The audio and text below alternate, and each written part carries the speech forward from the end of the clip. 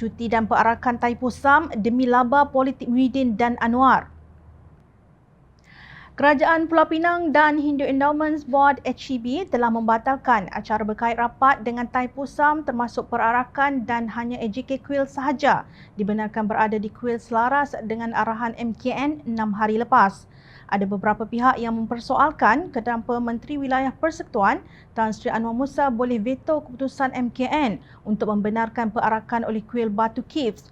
Tindakan ini dilihat seolah-olah hanya untuk mendapat laba politik sebab ada keistimewaan di situ iaitu pada geng kuil Batu Cave.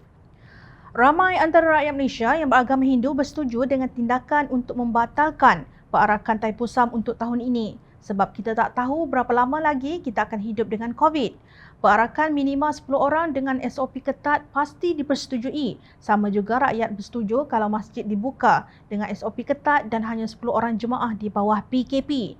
Tetapi apa yang Jom Channel ingin dedahkan adalah tentang hipokrasi mereka yang dulu memekak Islam terancam zaman PH, tambahan bila masjid di Selangor masih ditutup. Kalau yang benarkan perarakan tersebut datang dari Menteri PH, maka gegak gempita pada merebut di laung Islam terancam. Belum lagi berbicara tentang walaun berdoa minta bala dari Allah turun pada para menteri. Tetapi apabila pengumuman itu dibuat daripada kumpulan mereka, semua pakat jadi syaitan bisu, termasuklah Mufti Utara yang selama ini asyik memekak menyalahkan itu dan ini. Sebelum ini, Anwar Musa mengumumkan Majlis Keselamatan Negara MKN meluluskan perarakan pedati yang membawa arca Dewa Murugan sempena perayaan Taipo Sam menimbulkan kemarahan rakyat dan para petugas barisan hadapan.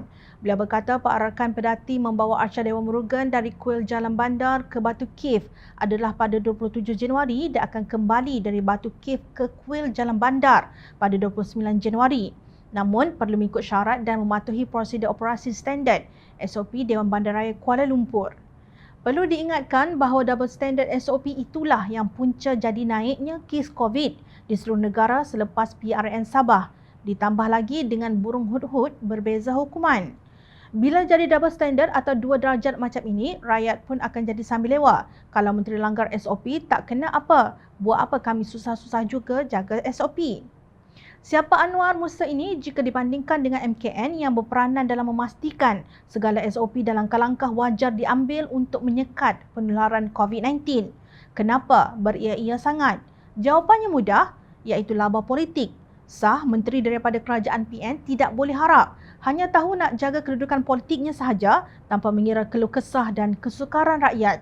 Dan sekarang ini Perdana Menteri Malaysia Tan Sri Muhyiddin Yassin pula tidak berani membuka mulut berhubung tindakan kerajaan PAS Kedah membatalkan cuti peristiwa Taipo Sam bagi tahun 2021 kerana takut hilang sokongan PAS bagi kerajaannya yang terumbang-ambing kini. Demikian menurut Ahli Parlimen Batu Gajah, V. Sivakumar.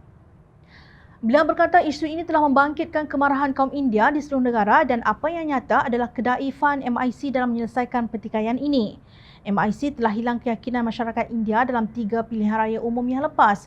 Saya tidak tahu apakah pendirian sebenar Dewan Perhimpunan Pendukung PAS dalam hal ini, katanya.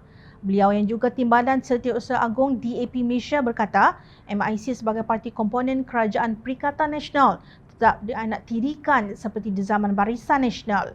Saya membantah sekeras-kerasnya tindakan Menteri Besar Kedah dan Kerajaan PAS yang membatalkan cuti peristiwa Taipo Sam tahun ini dengan alasan penularan COVID-19. Rakyat Malaysia di seluruh negara akan bersama-sama dalam menuntut keadilan daripada Kerajaan Perikatan Nasional yang sudah mula menindas kaum tertentu, katanya.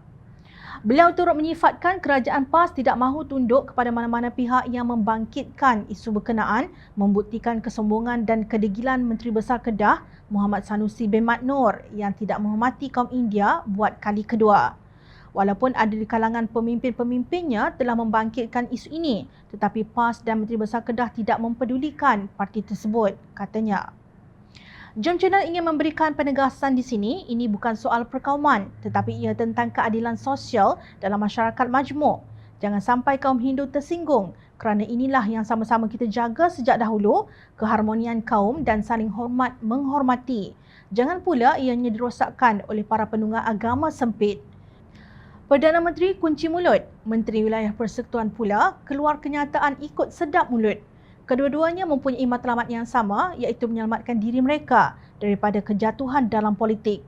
Dalam pelbagai kenyataan yang dikeluarkan, termasuklah oleh Presiden PAS, Datuk Seri Hadi Awang, kononnya di masa darurat berhentilah berpolitik.